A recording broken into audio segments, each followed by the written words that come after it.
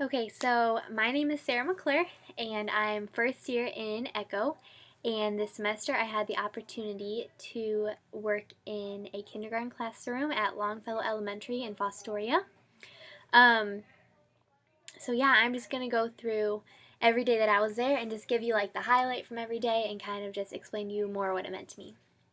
So, week 1, short attention span.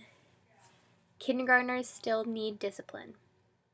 Um, I think being in there for the first time, I'd worked with young children before, but never for an entire day and never realizing how fast they lost attention. And so having the opportunity to be in there every single day made me realize that they can only really sit still for like 5 minutes without losing interest. It has to be constantly changing one thing to the next and really keeping their attention. And it taught me that even though they're young, they really do still need discipline. And so it is just important to learn how they need to be talked to and what works best to help keep a 5-year-old under control while still being loving and fun. Week 2, just some general stuff, and then I noticed some inconsistent discipline within my class.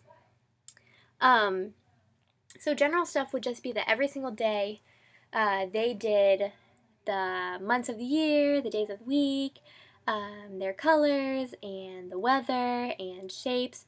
And learning about standards in Intro to Ed showed me that all of these songs and the hand motions and all of that stuff wasn't just there for no reason. That routine was there to teach them those things, and also things like movement and stuff like that, and just, everything's there for a reason. Also, my second week I started to notice some inconsistent behavior, and so that was with students who were worse behaved. They would like sit in their seat when other students had to go to the carpet and stuff like that because the teacher said, oh, well, you need to stay in your seat because you can't be a distraction. But the problem was that some students who were well behaved wanted to sit in their seat, and so it was hard for them to understand, well, why do I have to come to the carpet when I'm being good and they're bad, yet they get to sit in the seat? So it was inconsistent discipline, and it was meant to be a punishment for those students, but then other students saw it as a reward. And so it was just kind of like, I noticed it was hard for the kids to wrap their minds around like why everyone was having like this different treatment. So I just thought that was something to be aware of, to make sure that you treat everyone equally and make your intentions and expectations clear. Week 3, I learned about the student as an individual.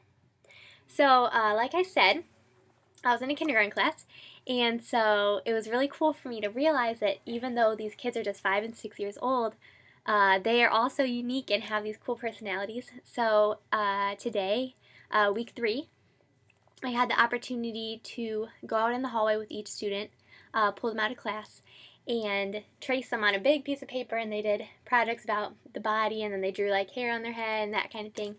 But it was really cool because I was able to spend my whole day pulling them out one by one and spending that time with them and tracing them and just chatting with them and really just getting to know them better. And so it was really neat for me to be able to realize that some of them were more shy, some of them more quiet in general, but some of them were fun and they'd kind of crack jokes with me, or they would giggle when I was tracing around their hair or whatever. So that was just really neat.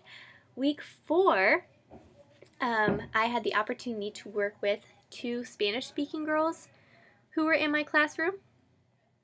This was an awesome opportunity for me because I actually have taken 5 years of Spanish, and I'm currently in a course here at BG.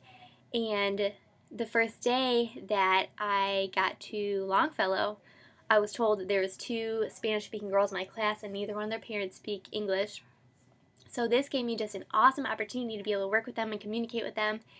And on week 4, on this day, I actually had the opportunity to work just with the 2 Spanish-speaking girls. And we worked on numbers and counting and translating back and forth and putting like numbers 1 through 10 in order. So that was really neat to be able to just talk to them and try to explain something to them in their own language. Was just really neat.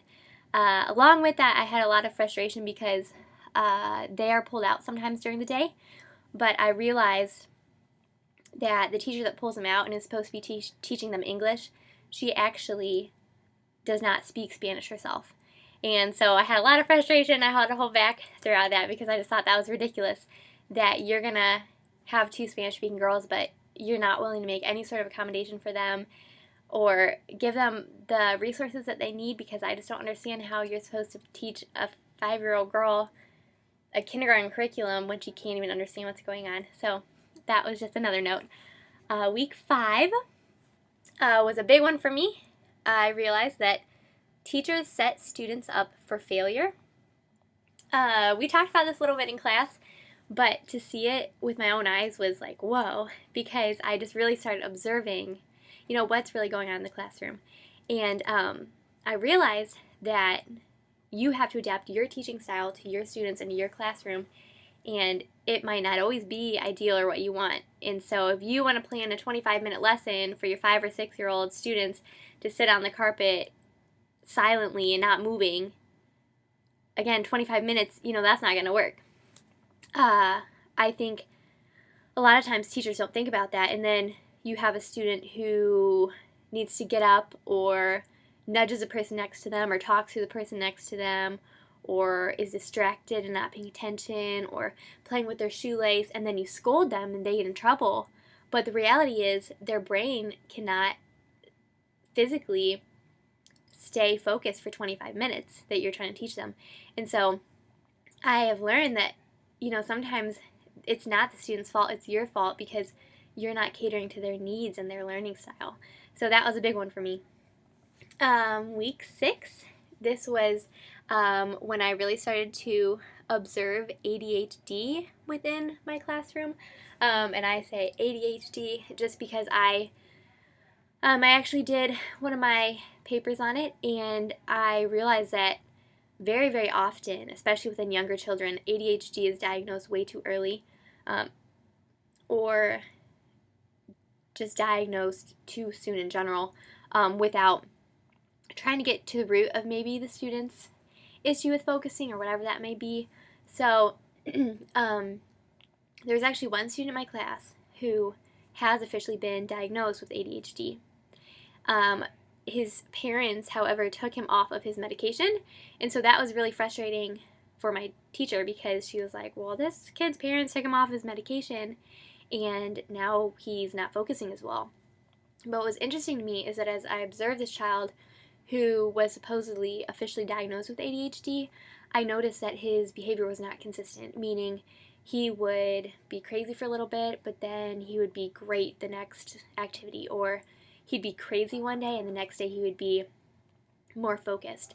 And that's a really big thing with ADHD, is that you have this symptom and that symptom of, being zoned out or constantly having to make noise and just not being able to focus. And all these symptoms have to align, but on top of that, it has to be consistent.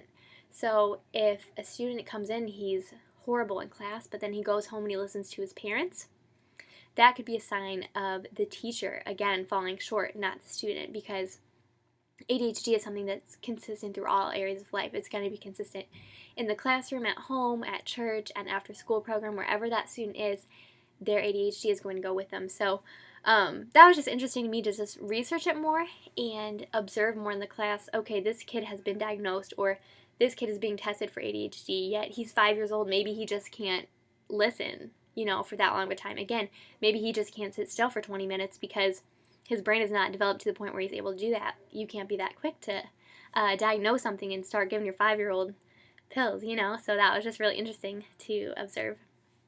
Week 7, the students painted symmetry. They painted on big pieces of paper and then folded them in half to see how that worked. And so that was just something that taught me about more of state standards and how you can implement state standards in fun activities like painting. So that was cool, and it was really fun for the students. Also, on that same day, a little girl who's usually really, really well behaved